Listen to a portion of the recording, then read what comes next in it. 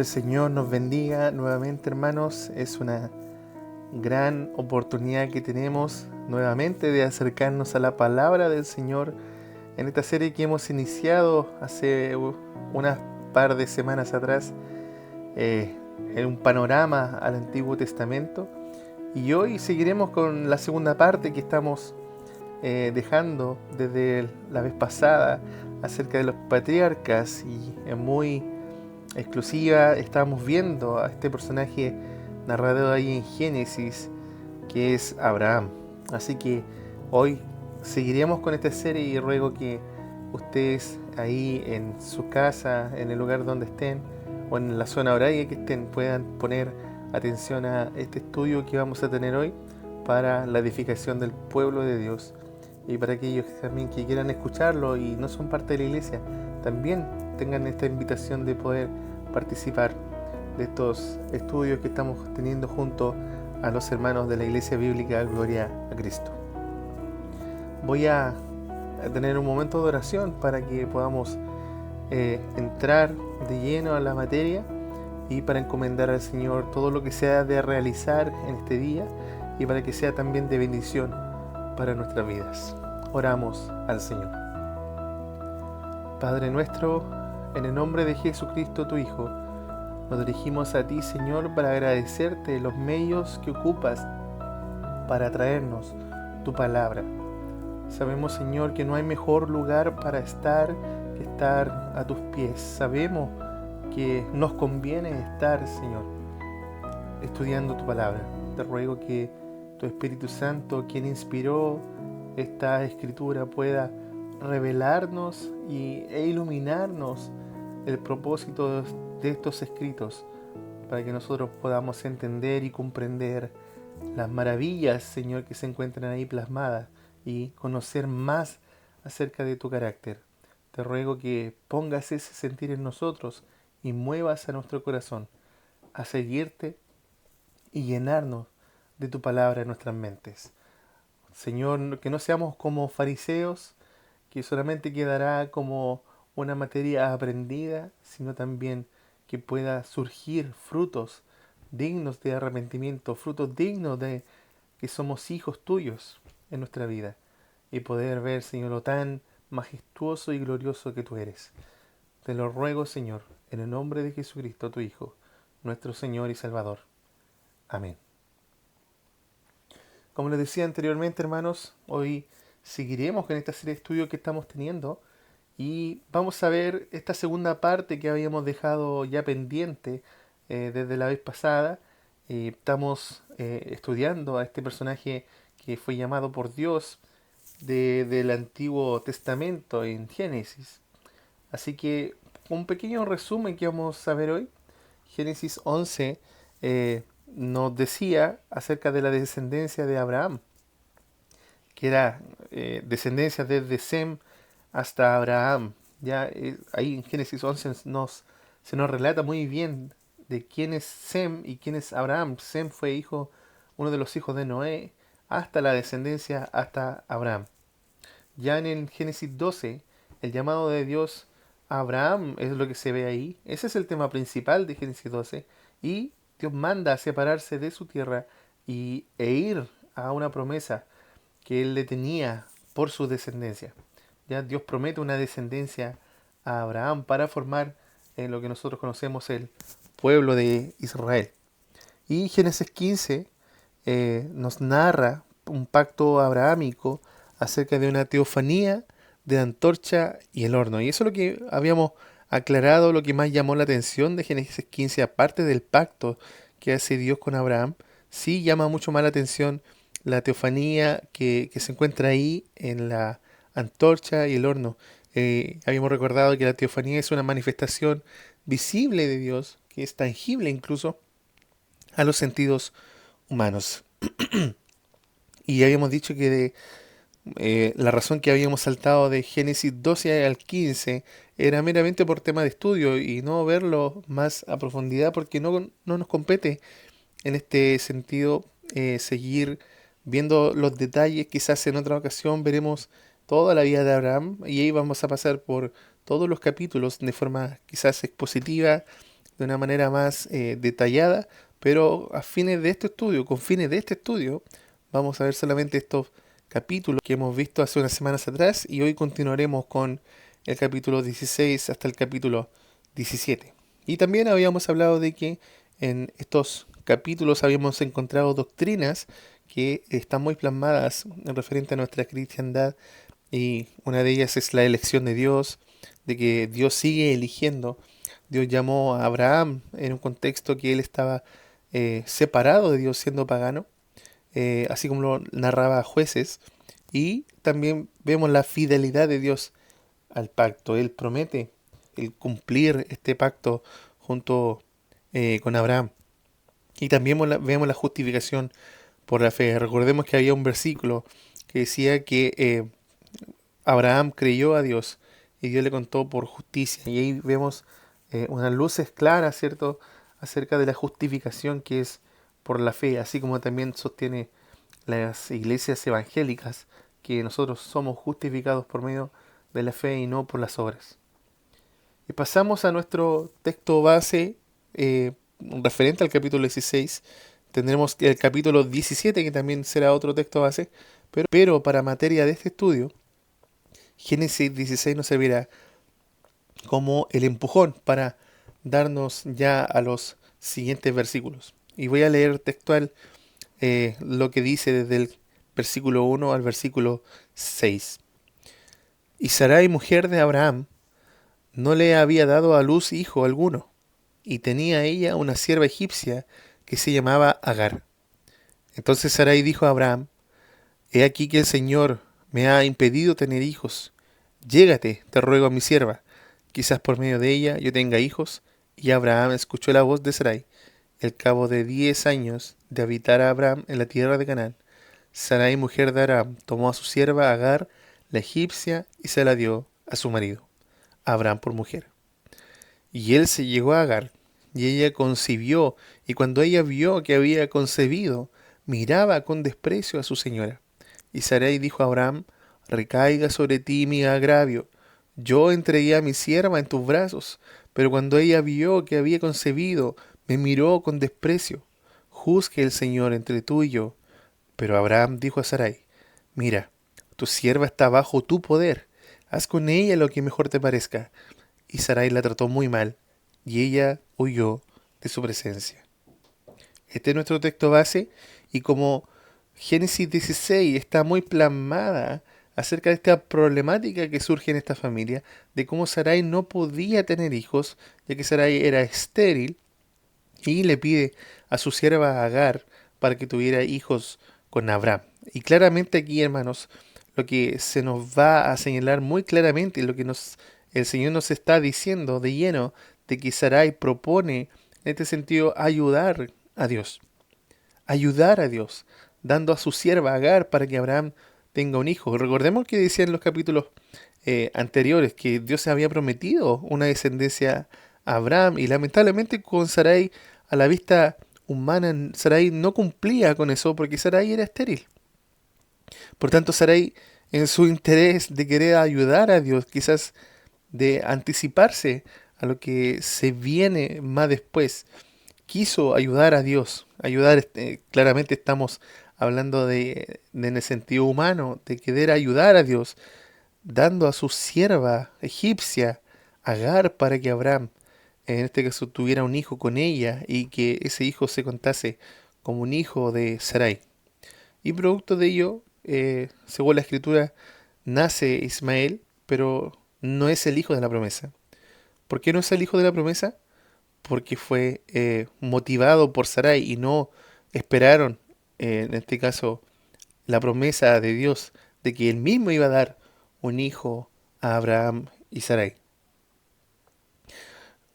Puntos centrales que podemos destacar y enseñanza para nosotros es que en primer lugar, hermanos, vemos la impaciencia humana ante las promesas de Dios. En la historia de Sarai y Abraham buscan cumplir la promesa de Dios por medios humanos. Y eso no es así, hermanos. ¿Por qué? Porque la fe se prueba en la espera. Y eso es lo que nosotros tenemos que entender en nuestra vida cristiana. La fe que hemos recibido de parte de Dios, que es un don de Dios, la fe se prueba en la espera.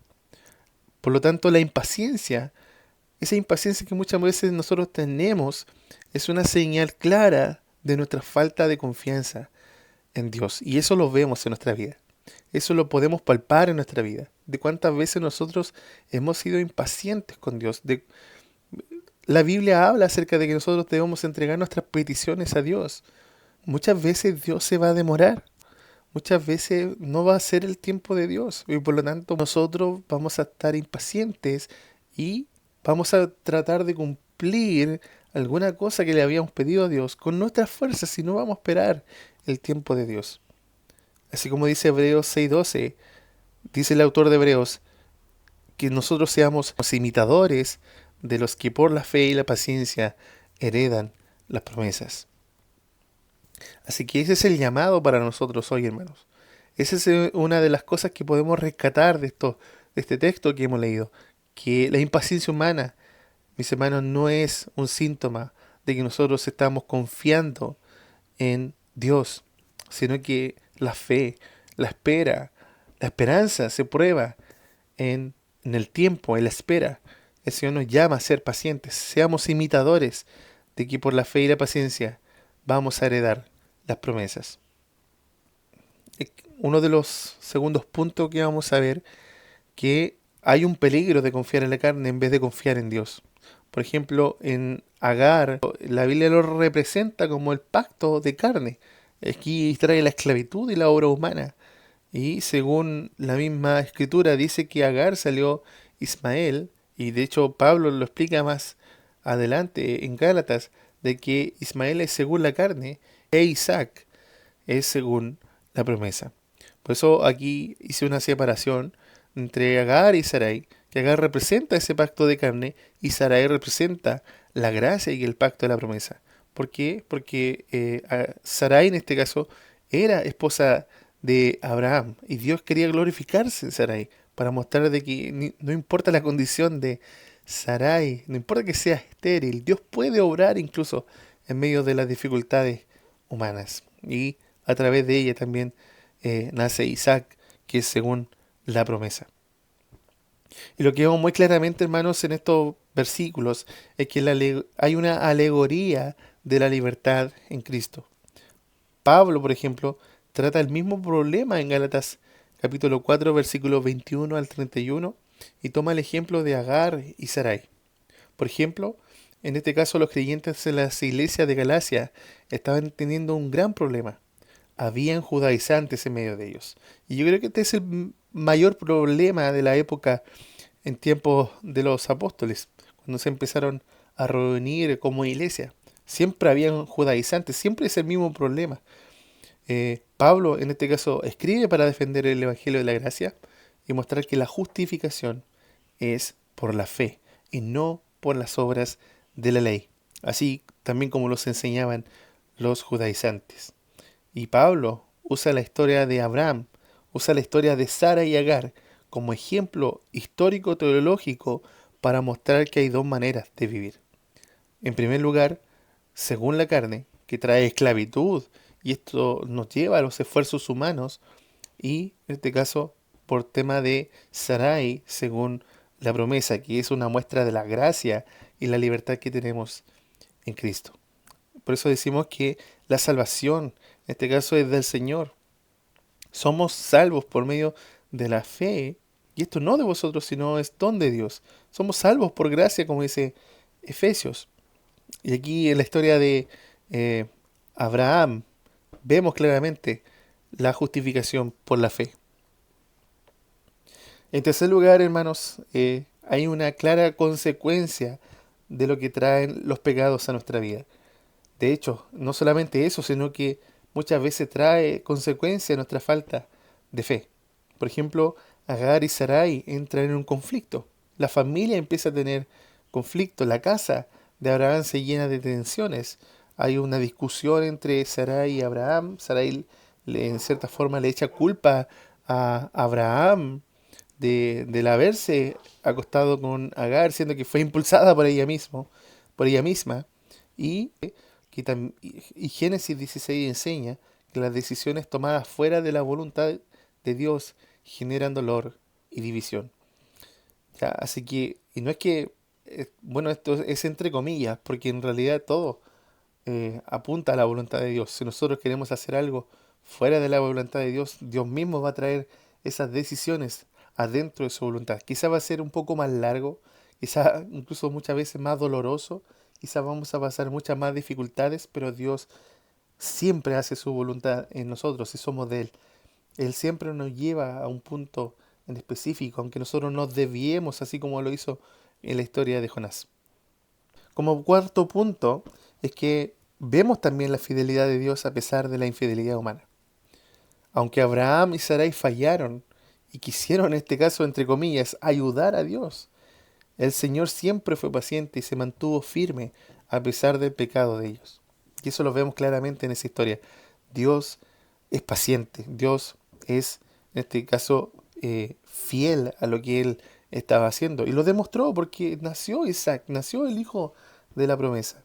Por lo tanto, la promesa de Dios sí se cumple después cuando Isaac nace. Quizás en este caso se demoró, pero a la vista de nosotros se demoró, porque los tiempos de Dios no son los mismos tiempos que nosotros. Y Romanos 9:8 nos dice que no los que son hijos según la carne son los hijos de Dios, sino los que son hijos según la promesa. Y está hablando algo espiritual, algo que no es, no es que el llamado de Dios se centró solamente en una nación, bajo una cultura, en este caso los judíos, los israelitas, sino más bien que todos son los hijos de Dios, los que son según la promesa, que todos aquellos que creen en el Evangelio en realidad son hijos de Dios. El Señor siempre quiso mostrar un Israel espiritual desde el Antiguo Testamento. Por lo tanto, tanto israelitas como gentiles, ya vemos en el Nuevo Testamento, todos son parte de ese pueblo de Dios. En este caso, los gentiles son injertados al pueblo de Dios. Y vemos también en Génesis 16, desde el versículo 7 al 16, luego de que Sarai tratara mal a su esclava, ¿cierto? Como lo hemos leído anteriormente, Agar huye y se va al desierto, donde sale a su encuentro el ángel del Señor. Y aquí vamos a hacer un pequeño stop, porque nuevamente nos encontramos una teofanía. Aquí lo que habíamos hablado la vez anterior. Y aquí encontramos otro suceso extraordinario que no compete a Abraham directamente, sino a la esclava de su esposa. Y aquí vemos la mano tan poderosa del Señor, tan misericordiosa, que incluso Agar no siendo parte de esta promesa, el Señor también va a su encuentro. Y dice que se le aparece el ángel del Señor en el versículo 7. Al igual que la antorcha y el horno que habíamos visto anteriormente, aquí lo que nos está señalando el autor es que también se considera que ese ángel del Señor es una teofanía. Ahora, no se le atribuye teofanía a cualquier ángel, ya que lo que encontramos aquí es que este ángel tiene atributos, la cual solamente pueden ser atribuidos a Jehová, en este caso a nuestro Dios. Y vamos a poner algunos ejemplos para explicarlo. Por ejemplo, en el relato, el ángel le habla en primera persona con autoridad divina y ocupa las mismas palabras que ocupó con, en este caso, Abraham, ahí en el en el capítulo 12 y en el capítulo 15.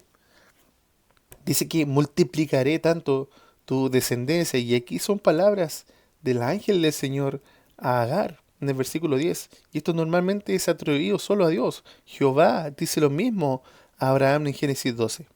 Y aquí el ángel está ocupando las mismas palabras de Dios, ocupando esa autoridad de que, haciendo una promesa de que tanto en Agar como en Abraham también multiplicará la descendencia de ellos. Y al final lo que dice Agar es bastante extraordinario, porque ella dice, tú eres Dios que me ve, en el versículo 13, tú eres Dios que me ve. Y se lo está diciendo el ángel, y esto es lo más eh, peculiar que podemos encontrar en estos versículos, que Agar trata a ese ángel como Dios. Ella le dice al ángel, tú eres Dios que me ve. Es una conversación entre los dos. Tú eres Dios que me ve. Ahora, según lo que dice el Nuevo Testamento, y tratando de hacer un principio bíblico donde dice que nadie ha visto jamás a Dios, sino el Hijo quien lo ha dado a conocer.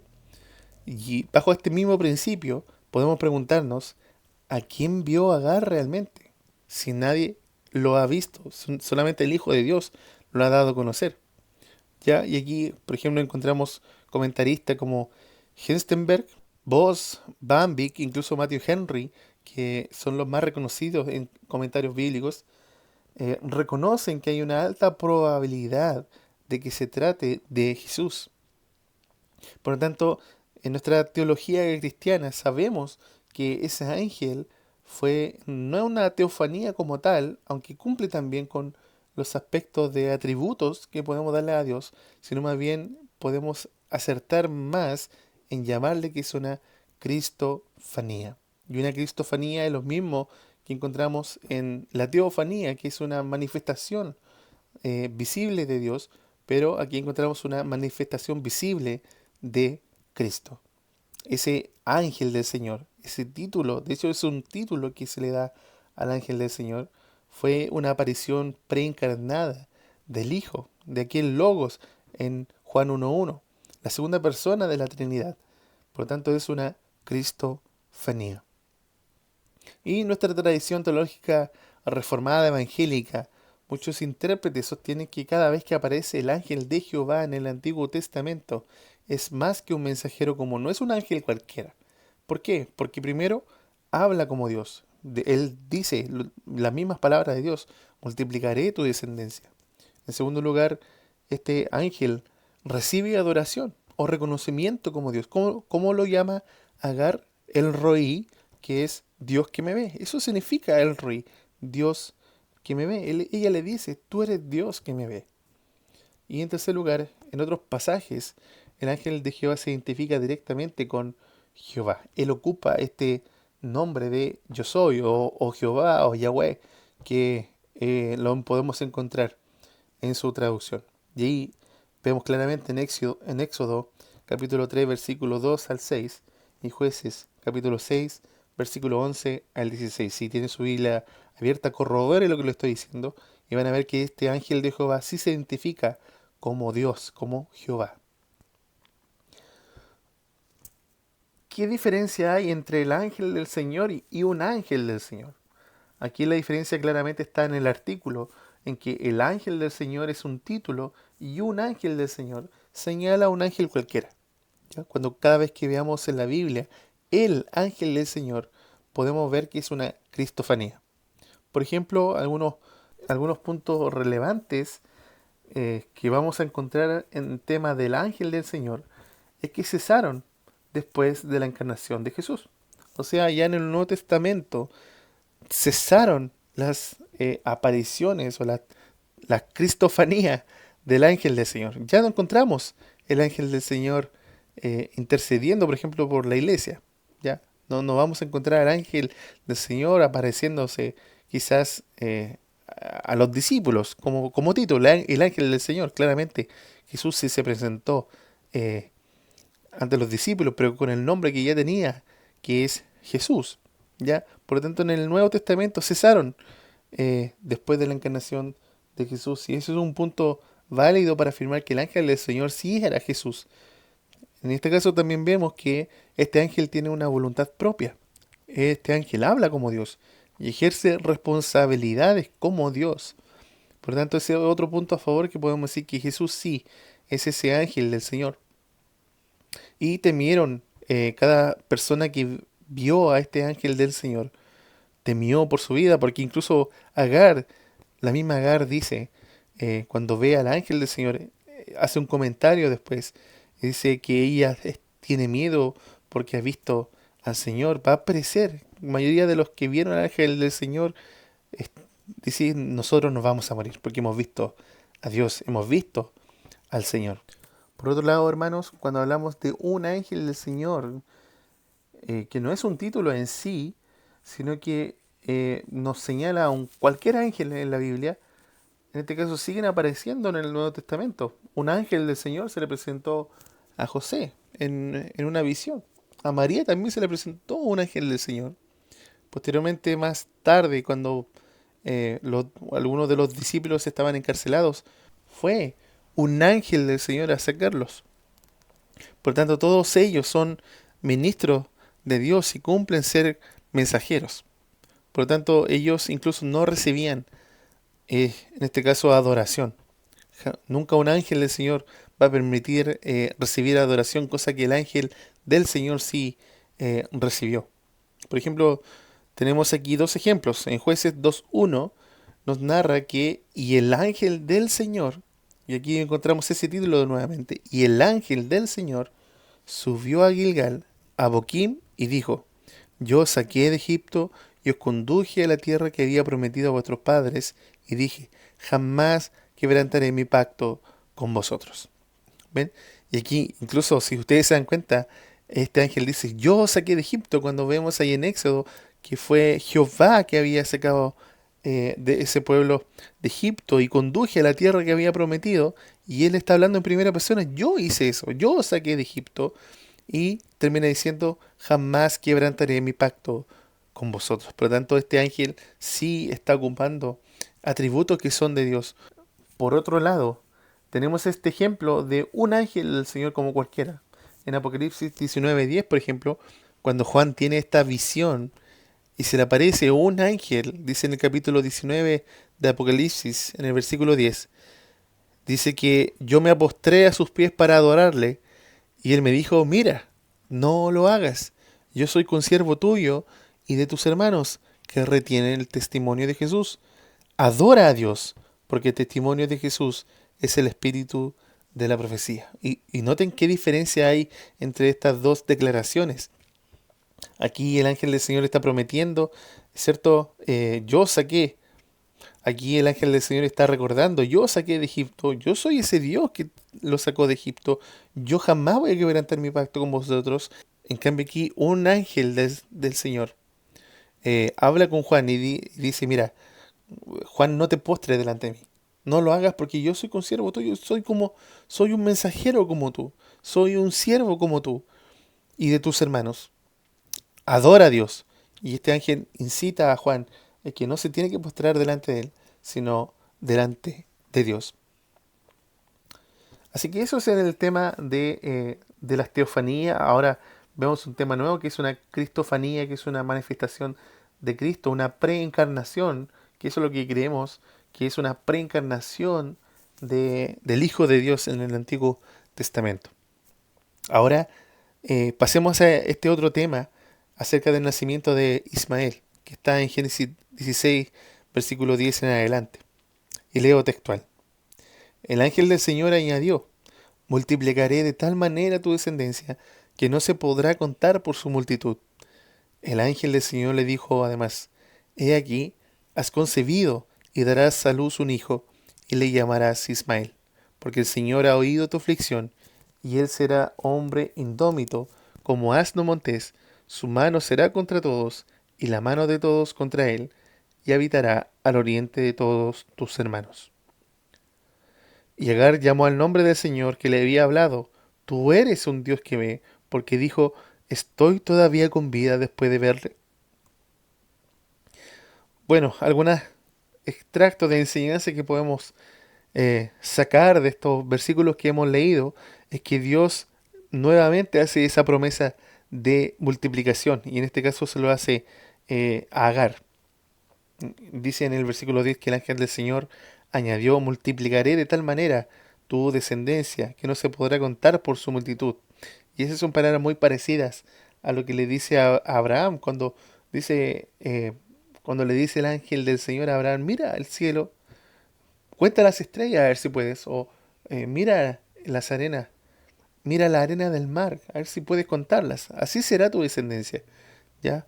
Pero aquí el Señor hace también esta declaración junto con la descendencia de Ismael. Esto significa, hermanos, que aunque Ismael no era el hijo de la promesa, porque ese sería Isaac, Dios igualmente muestra misericordia con él. Igual hace una promesa eh, con Ismael. Y eso es lo extraordinario, eso es lo maravilloso de nuestro Dios. Que incluso otros, incluso no creyentes, algunas veces se benefician de las bendiciones de los hijos del Señor. En segundo lugar es que también vemos un carácter profético de la vida de Ismael y su descendencia. Por ejemplo, en Génesis 16, versículo 12, dice que describiendo a Ismael, y él será hombre indómito como asno montés, su mano será contra todos, y la mano de todos contra él, y habitará al oriente de todos sus hermanos. Y esto, hermanos, describe este carácter que iba a tener Ismael, un carácter como independiente, pero a la vez conflictivo, pero con permanencia y fuerza como pueblo. ¿Ya? Así que está describiendo prácticamente una profecía. En este caso Ismael ya estaba muy chiquito, pero Dios, en este caso el ángel del Señor, dice cómo va a ser este hombre. De hecho, más adelante vamos a ver que el de los ismaelitas también son un pueblo que constantemente está en guerra o conflicto con Israel. Claramente, hermanos, como le había dicho anteriormente, los pecados traen consecuencias a nuestra vida y la descendencia de Ismael no fue la excepción. El Señor le dice, será hombre fiero, su mano será contra todos y la mano de todos contra él, y delante de todos sus hermanos habitará. Y esto, hermanos, describe un espíritu independiente, como lo habíamos dicho antes, pero bélico, o sea, es conflictivo. Siempre van a tener un problema, su mano será contra todos y la mano de todos contra él. Así que históricamente los ismaelitas fueron pueblos nómadas que muchas veces vivieron en conflicto con Israel y con otros pueblos. Por ejemplo, ahí tenemos el ejemplo de Jueces 8:24, para que lo puedan leer, y Salmo 83:6. Y ahí nos narra muy bien ese conflicto que tenían con los israelitas. Y esto trajo no solamente consecuencias en ese momento, sino que trajo consecuencias históricas que incluso hasta el día de hoy el pueblo de Israel está siendo cargado con esas consecuencias. En la Biblia, por ejemplo, los ismaelitas aparecen asociados con enfrentamientos contra Israel o cercanías con pueblos hostiles. Siempre estaban los ismaelitas. Los madianitas, por ejemplo, los ismaelitas, aparecen juntos como mercaderes que compraron a José y lo llevaron a Egipto, ahí en Génesis 37, versículo 25 al 28. En la historia de José aparecieron también los ismaelitas. Y en tiempo de los jueces y reyes, los descendientes de Ismael se convierten en enemigos constantes de Israel. Así que por eso les digo que esa consecuencia, ese pecado que en este caso Agar trajo consigo esta descendencia de Ismael por parte de Abraham, trajo una consecuencia histórica. Por lo tanto, independiente de todo aquello, hermanos, Dios confirma su pacto nuevamente con Abraham. Vean ahí y pasemos al capítulo 17. Hemos visto, quizás no con tanto detalle, Génesis 16, solamente lo que es conveniente a este estudio. Y pasemos a Génesis 17. Y en esta lectura, desde el versículo 1 al 5, nos vamos a dar cuenta de otras verdades que están plasmadas aquí. Dice así: cuando Abraham tenía 99 años, dice así, y cuando Abraham tenía 99 años, y subrayen esa edad, porque vamos a darnos cuenta de cuánto se demoró en este caso el Señor en cumplir esa promesa. El Señor se le apareció y le dijo: yo soy el Dios Todopoderoso. Anda delante de mí y sé perfecto, y yo estableceré mi pacto contigo, y te multiplicaré en gran manera. Entonces Abraham se postró sobre su rostro, y Dios habló con él, diciendo: en cuanto a mí, he aquí mi pacto es contigo, y serás padre de multitud de naciones, y no serás llamado más Abraham, sino que tu nombre será Abraham, porque yo te haré padre de multitud de naciones. Aquí en primera instancia, hermano, lo primero que llama la atención, bueno, en este caso es la edad eh, que tenía Abraham, ya 99 años. El Señor se le apareció de nuevo y le dijo: yo soy el Dios Todopoderoso, anda delante de mí y sé perfecto. Anda delante de mí es un llamado, ¿cierto?, a que Abraham debía seguir caminando en una relación continua con Dios. Esa comunión que tenía Abraham con Dios, en este caso, Dios le sigue instando que Abraham siguiera con esta relación con Dios. Sigue caminando en otro sentido. Sigue caminando junto conmigo. Anda delante de mí y sé perfecto. Esto no implica una perfección sin pecado, porque no es que Abraham dejó de pecar o Dios llamó a Abraham a que dejara de pecar, porque el pecado es inevitable en la vida, tanto de creyentes como aquellos que practican el pecado, sino que es una devoción incondicional a Dios, mostrar una fidelidad a Dios, mostrar ese interés de querer que Dios fuera su Dios, ¿ya? Una devoción, y sé perfecto, sé esa devoción incondicional que debiésemos tener hacia Dios. Y como les había dicho antes,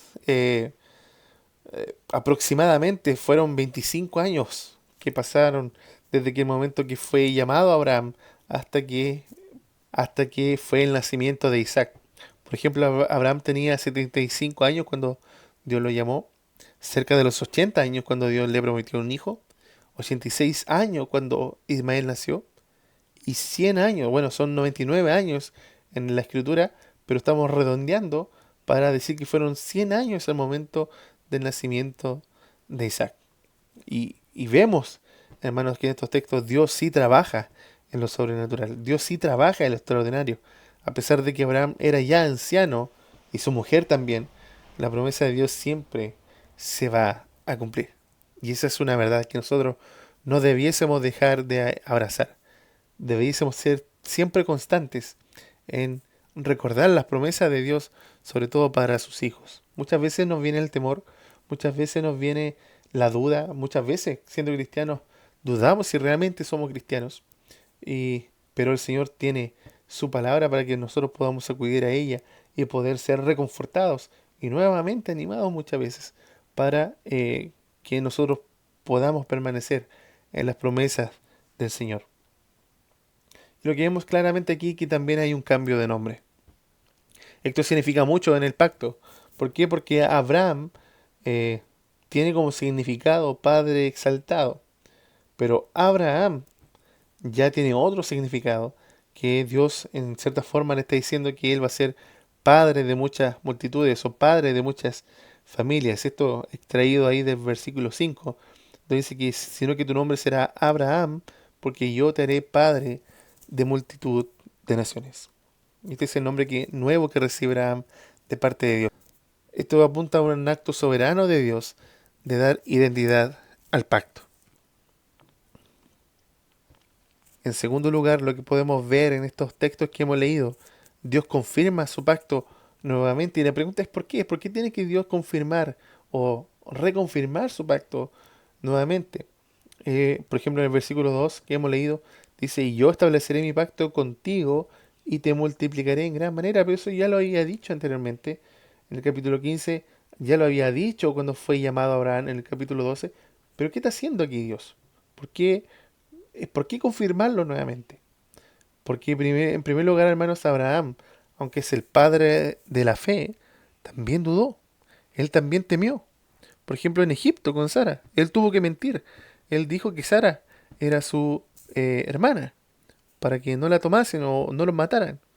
E incluso al tomar a Agar, vemos claramente que este matrimonio dudó de lo que había dicho Dios y tomaron esta promesa en sus manos y no dejaron a Dios cumplir su promesa, aunque Dios más tarde sí la cumplió. Ya, pero Dios, hermano, en cierta forma repite su promesa para fortalecer la fe de Abraham para cuando él estuviera en sus debilidades. Y de hecho, como lo dice Hebreos capítulo 6 versículo 17, dice que Dios quiso mostrar más abundantemente la inmutabilidad de su consejo, interpuso juramento. ¿Ya? Dice que Dios quiso mostrar más abundantemente, ya una y otra vez. No solamente una vez surgió este pacto, sino múltiples veces, abundantemente, la inmutabilidad de su consejo, porque él interpuso juramento. Ya lo que Dios dice, Dios lo va a cumplir. Si Dios dice que el que comenzó la obra en nosotros, Él la va a perfeccionar. Y nosotros tenemos que creer en eso. Esas son las promesas de Dios para nosotros, en que si Él ha empezado un trabajo en nosotros, el Señor la irá perfeccionando. No importa que caigamos, no importa que pequemos o los pecados que podamos cometer. Claramente hay un llamado del cristiano, ¿cierto?, a apartarse de la maldad. Juan escribe en su carta, en su primera carta, en el capítulo 2: hijitos, os escribo esto para que no pequéis. Ese es el llamado de Dios al cristiano, no pecar.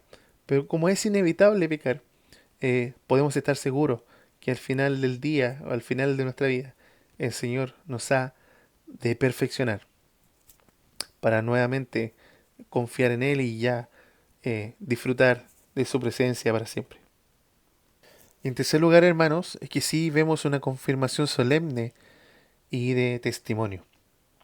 Cada reafirmación tiene un contexto. Cada vez que el Señor repite esa promesa, multiplicaré tu descendencia y haré una gran nación en ti, viene con un contexto atrás. Por ejemplo, cuando se separaron con Lot, cuando Abraham se desanimó, Dios tiene que empezar a reafirmar su pacto. Cuando Abraham comete errores, Dios nuevamente reafirma su pacto. Cuando Abraham está en las pruebas, Dios nuevamente está reafirmando su pacto. En este sentido es como si Dios sellara en cada etapa que su promesa no va a cambiar. Las promesas de Dios son permanentes, se van a cumplir. Incluso incluyendo, aunque Abraham cambie de parecer, aunque Abraham peque, aunque Abraham fuese probado o que Abraham hubiese cometido un error, no, en este caso la promesa de Dios no va a cambiar. Por eso una y otra vez hay una confirmación, una reafirmación solemne y de testimonio acerca de la promesa de Dios a Abraham. Y eso es lo que hace Dios muchas veces con nosotros, hermanos. Aunque fallamos, aunque nos apartamos, aunque pecamos contra Él, muchas veces los cristianos vivimos momentos en que nos hemos deslizado tanto por los caminos pedregosos y nos hemos olvidado de Dios. Él sigue reafirmando sus promesas y nos da ánimo a seguir caminando junto a Él. El Señor es así, es parte de su carácter, es parte de lo que Él es en sí, su carácter, sus atributos son así. Él sigue reafirmando su promesa en nuestras vidas. Y esto no debiese desconectarnos, hermanos, porque esto también trae un ejemplo, esto trae también un principio y una enseñanza para nosotros. Por ejemplo, Romanos 15:4 dice que todo lo que se escribió para nuestra enseñanza se escribió. Por eso las múltiples reafirmaciones muestran que Dios no se cansa de recordarnos sus promesas, aun cuando nosotros dudamos. Y es así nuestro Dios. Eso es lo maravilloso de nuestro Dios. Y por eso podemos alabarle, por eso podemos estar confiados, por eso podemos adorarle, por eso ponemos toda nuestra confianza en Dios, porque Dios sigue permaneciendo fiel aunque nosotros seamos infieles. Claramente, hermanos, hay un llamado a recapacitar. Hoy en este llamado, en este estudio también te hago un llamado a ti, a que tú puedas recapacitar en tu vida. ¿Cómo estás caminando con Dios? ¿Te estás alejando? ¿Estás volviendo a tus pecados antiguos? ¿Estás nuevamente dudando de Dios? Quizás las situaciones de la vida, los los problemas de la vida, las enfermedades, los conflictos familiares quizás los están apartando de las promesas de Dios. Hoy es el llamado nuevamente, que todo lo que se escribió, todo aquello que pasaron los antepasados de Israel para nuestra enseñanza, se escribió. Dios no se separa de sus promesas. Dios cumplirá sus promesas en nosotros. Aún, hermanos, cuando nosotros somos infieles. Si nosotros somos realmente cristianos, si nosotros hemos sido alcanzados por la gracia de Dios y si hemos creído en Jesucristo como nuestro Salvador por medio de la fe, créanme, hermanos, Dios cumplirá sus propósitos en nosotros. Por eso es que Dios no necesita repetir. Dios no tiene la necesidad de repetir, porque Él lo que ha dicho lo va a cumplir. Pero, hermanos, Él lo hace y lo seguirá haciendo por amor y por nuestra debilidad. Hermanos, su pacto no va a cambiar. Quizás nuestra fe va a fluctuar, quizás nuestra fe muchas veces va a decaer, vamos a dudar, pero la reafirmación es una muestra de la paciencia divina que tiene Dios y una garantía de que sus promesas son firmes y verdaderas. En el Señor nosotros, hermanos, podemos vivir confiados. ¿Cuántas veces nosotros mismos hemos estado en la iglesia, hemos estado presentes, quizás viendo al predicador cómo se canta, pero muchas veces desconectados? El Señor hoy nuevamente nos dice que Él no va a cambiar su amor. Él sigue permaneciendo fiel, aunque nosotros tengamos estos embates de la vida, aunque muchas veces nos apartemos. Dios no se aparta de nosotros. No se separó de Abraham, aunque muchas veces cometió errores. No lo va a hacer con nosotros, hermanos. Si hemos creído realmente en Él y si ponemos nuestra confianza en Él, Dios no se va a separar de nosotros. Esto es una promesa para sus hijos. Si tú no eres hijo de Dios, o no te sientes hijo de Dios, o nunca has experimentado la salvación del Señor, de que todos tus pecados han sido pagados en la cruz de su Hijo, hoy el llamado es para ti. Arrepiéntete y cree en el Señor Jesucristo. Abandona tus pecados. Abandona y mira estas promesas tan maravillosas para sus hijos. El Señor nos dice, reconciliaos con Dios. Así que este es el estudio que hemos visto, hermanos. Es de gran provecho que tengamos esta instancia. Ruego que puedan repasar estos versículos en su casa.